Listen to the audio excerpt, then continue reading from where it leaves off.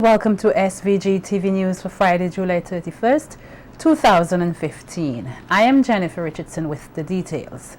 Executive Secretary of SVG Mission of Seventh-day Adventists, Henry Snag, is of the view the music in society today is beginning to negatively impact the church music and worship.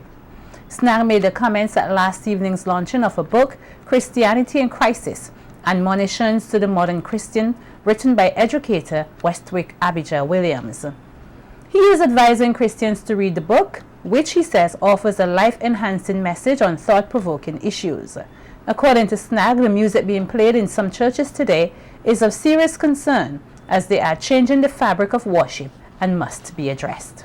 We are worshiping, and we have a varied styles of worship, and the music that we use in the whole exercise of worshiping and praising God. I heard Dr. Williams. What is happening in the music world is disastrous, and how the music of the world is impacting the church is scandalous. Oh my goodness me, somebody. There can be no doubt that the music of the world has impacted on the church, and the church cannot get away from this because the church is a part of society. It's a part of the whole. And so what happens in the wider society also impacts on the church. Snag also told the audience there is a subtle shift in Christianity which has the potential to be disastrous. He says when society is based solely on the theory of evolution, revelations from God will be discarded since humankind will no longer maintain a reverence for God, adding Christians are losing sight of God. Snag is calling on the Christian community to get a clearer vision of God and to love Him with an intensity that will motivate so that He will have a preeminence in their lives where blessings flow. All this, he says, are outlined in the book. We're still dancing for Him and all of that stuff. We're still doing some exciting things in the name of God without anybody harassing us and stuff like that. But the truth is there is a subtle shift and movements taking place that some of us may not be aware of. It has some very adverse consequences. I'm throwing this one in. What happened in the U.S. Supreme Court, that decision to legalize same-sex marriage. You didn't say this, Dr. Williams, but I'm going to say it for you and for all of us. It is all because of the shift that has taken place. We have lost the spiritual mooring. When you say that there is no God, when you base your philosophy on that which is purely evolutionary, into the theory of evolution, obviously anything that is being posited as a revelation from God will be discarded. Meanwhile, Attorney General Honorable Judith Jones Morgan, in her review of the book, says that the book inspires noble impulses and pure emotions, making it a must-read in Vincentian society, since it discusses the cause of problems that affect Christians worldwide. Jones Morgan added that the author succeeds in leading the readers to develop a Christian mind. And the author, I believe, seeks to lead the readers into the development of a Christian mind. A mind that thinks from a Christ-based platform. And we need that, because when we're going to look at Christianity in crisis, that tit-for-tat thing I said, when he made me cry, I'll make him cry back, that kind of thing. Well, the book leads you away from that. You're looking to see why we have the problems, that I say I'm a Christian, my senior counsel is a Christian, what should bind us together, what should stand out, what should make us universally one. So I like the book from that perspective. So the concepts, the beliefs, and the principles discussed in the narrative of the book are based on the book of books. And what is the book of books? The only book that is a book of books in the entire world, from one end of the world to the other end, is the Bible.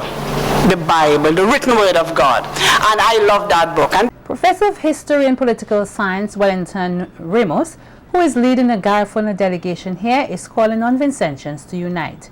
Ramos says healing is needed if this country is to move forward progressively and to get tangible benefits. He noted that there are thousands of Garifuna living in the diaspora wanting to visit St. Vincent, but locals here must learn to be proud of their heritage, which the British tried to erase. Our ancestors are appealing to us to end these divisions among ourselves that exist today, because they were created by the people who they don't really mean good for us. If we do not end the division that exists among us, the same conditions will remain for a long period of time, to defame our character and to try and tell people who we are not. Let me just say this to everybody. If you are a Garifuna person, you should be proud of yourself for the accomplishment that our ancestors have. Because we are the only people in this region that stood up and fought for justice. The other people who put fear in themselves. If you put fear in yourself, you will fail. If you take out the fear of yourself, you will succeed. The Ministry of Health, Wellness and the Environment will launch a kidney screening initiative on Monday, August 3rd, 2015 at 8:15 a.m. at the Girls High School. This initiative forms part of the Caribbean Kidney Screening and Education Program. It will be executed by a team of medical professionals from the Caribbean Health and Education Foundation, supported by local medical practitioners, and is expected to benefit persons living here in St. Vincent and the Grenadines. In this regard, the Ministry of Health, Wellness and the Environment says it is delighted to collaborate with the Caribbean Health and Education Foundation and other key stakeholders, such as the 4 schools of medicine currently registered here in St. Vincent and the Grenadines, and also the Division of Nursing Education of the SVG Community College. Currently, non-communicable diseases and other life-threatening illnesses present a huge challenge throughout the entire Caribbean. The screening will continue on Tuesday, August 4th, also at the Girls High School, as well as on Wednesday, August 5th and Thursday, August 6th at the Golden Years facility at Byra. 2 times breast cancer survivor Maggie Gardner is encouraging persons who may be suffering from any form of cancer to ensure they seek the necessary information to get through the illness. Gardner is a part of a Globathon which involves countries around the world, including St. Vincent and the Grenadines. The initiative was established 3 years ago to not only raise awareness about cancers below the waist, but to provide the necessary help to affected persons. Our goal is to address these disease, GYN cancers that are, some of them have no symptoms, so most of the time the breasts get all the attention because breast cancer is the #1 cancer of all cancers, but the GYN cancers, they don't really get that much publicity. So this is a goal to address these cancers, and not only in the Caribbean but around the world. So this is our 3rd year where we have from Africa to Japan to Nepal, and just having St. Vincent and the Grenadines be a part of it, it's amazing. Not only that we are a part of the initiative, but people will know who we are, where we are. She also used the opportunity to encourage cancer patients to take courage and not to view the disease as a death sentence. One of the things that you can do is to surround yourself with positive people. You'll be forewarned that you're going to lose friends and you'll gain new friends. Family is going to disappear. So these things, strange things are going to start happening to you. Your emotions are going to be all over the place. I just want you to know that when these feelings are coming up, emotionally, mentally, physically, sexually, everything will change. And I just want them to know that they're not crazy, or it's not something that they're imagining. These things really do happen to you. And just be aware that it's part of the process. Talk to your doctor. When you go to the doctor, write down the questions that you want to ask, because when you get there, everything gone out of your mind, and take somebody with you to be your eyes and your ears and your mouth so they can ask the questions, and don't be afraid to talk about it. I know it's a stigma. Some people think it's a stigma and they're afraid to talk about it because it's cancer. It's like, it's not anything that we have done you know, why we have this.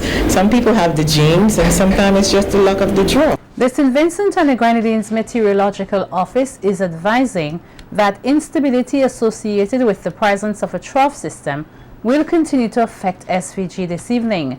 This, it says, will result in cloudiness and occasional moderate to heavy showers and possible thunderstorms.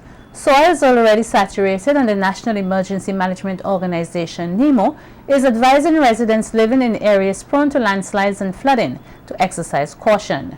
The Met Office is also reporting that a westward moving tropical wave presently located east of the region is expected to affect the island by late Saturday into Sunday.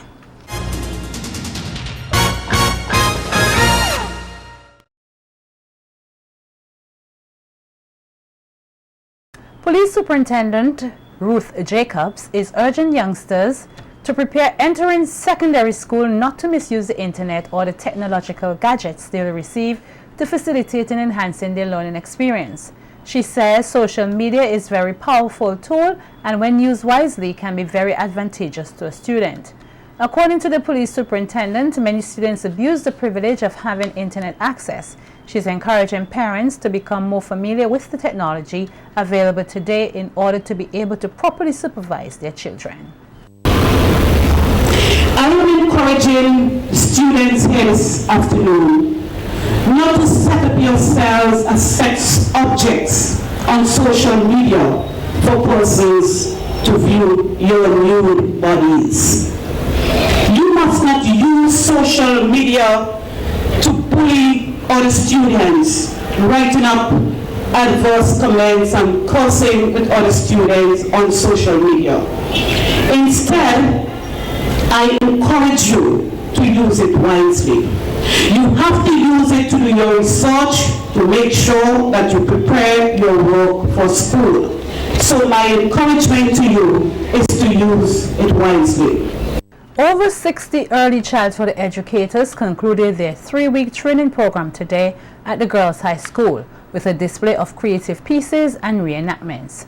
Sponsored by the Basic Needs Trust Fund, the BNTF, and the St. Vincent and the Grenadines Teachers Union, the SVG-TU, the educators were called upon to be champions for early childhood development. Coordinator Gwyneth Cambridge congratulated the participants for their tenacity and advised them to utilize their training in practical ways to help their students learn.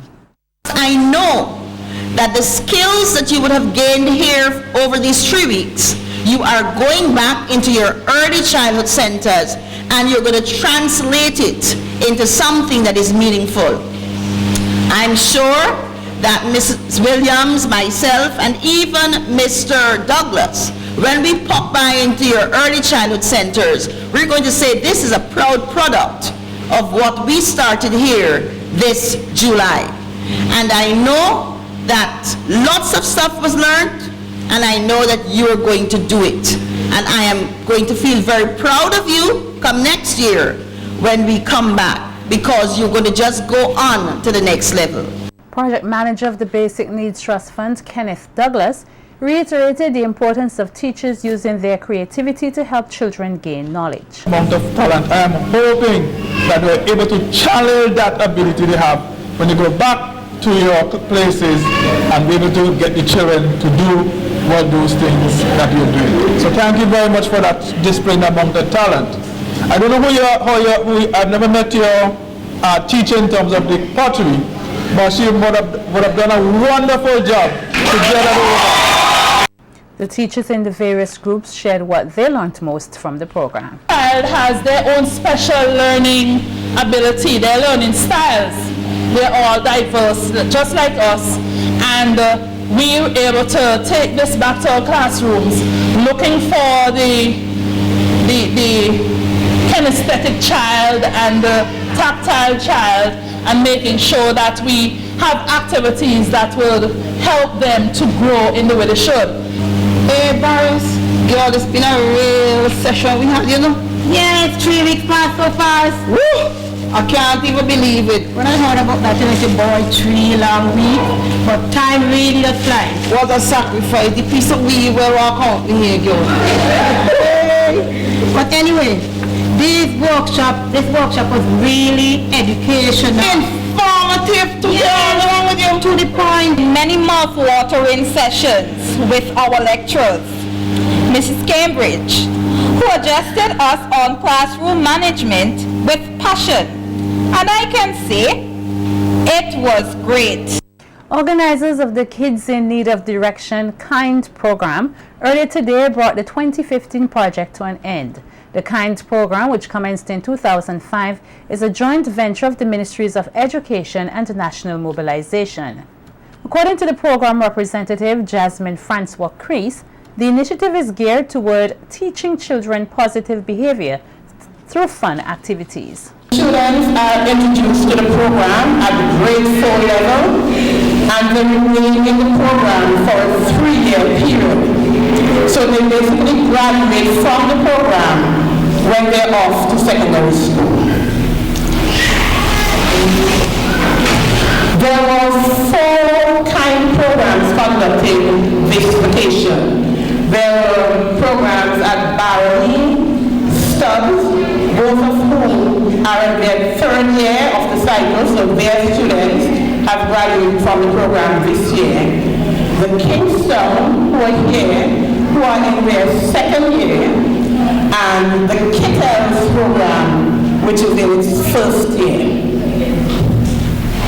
Now the Kingston program, as I said, is in its 2nd year, and these students will graduate next year. This program targeted students from Kingston Preparatory School, Kingston Anglican School, Kingston Government, CW Preston Primary, Lodge Village Government, and Fairhall Primary. Francois-Crease says the students were involved in a number of activities, specifically craft, life skills, karate, dance, and French. They visited the cruise ship terminal, botanical gardens, rubber pool, and the Aga International Airport site. All very important activities for these children. They were introduced also to a variety of topics from facilitators throughout the residential community. These students I worked with last year, and Ms. Miguel also was involved in the Kingston program. And I have told students that this year there was real improvement in your behavior over the 2-year period. Congress. I am sure with continued guidance, they will continue to strive to be the best they can be. The Kittles program is the baby of the KIND programs. This is the 1st year of this program. It's the 1st program for South Leaders of the KIND and the 1st, I hope, of many KIND programs for South Leaders. And the Central Kingston Development Organization today brought to an end its 2015 Children's Summer Program. The summer program was being held at the Kingston Technical Institute. Member of the summer program's organizing team, Leroy Rock, told SVG-TV News that the program is now in its 4th year and focuses specifically on music. Rock explains that they have access to over $50,000 worth of musical equipment, which they must effectively put to use. We'll have it every summer, and we are now looking to put it during the Easter so that we could have a little more persons trained a little more into music. Because our expectation, we are expected by another year that we have a band. We will put all those instruments, so we have every instrument will have a persons who are competent in playing that instrument. So we'll be having a youth band. So that is our ultimate, is to develop a Kingston youth band. Okay? So I want to thank you all for coming out and thank all the volunteers. I want to thank everybody who have made it possible. Equipping the minds of the young through fisheries education is a theme under which the Fisheries Division, in collaboration with the Fishermen's Day Committee, will host its annual summer program in August. The program aims to increase knowledge about the marine environment and fisheries management, encourage appreciation for marine resources, provide basic hands-on training in navigation and safety, and to further promote studies in fisheries-related areas. It will target 2 groups of 30 students. One group will be hosted from August 3rd to 7th, with the other from August 10th to 14th. The opening ceremony for the summer program will be held at the Fisheries Division Conference Room on August 3rd, commencing at 8:30 in the morning.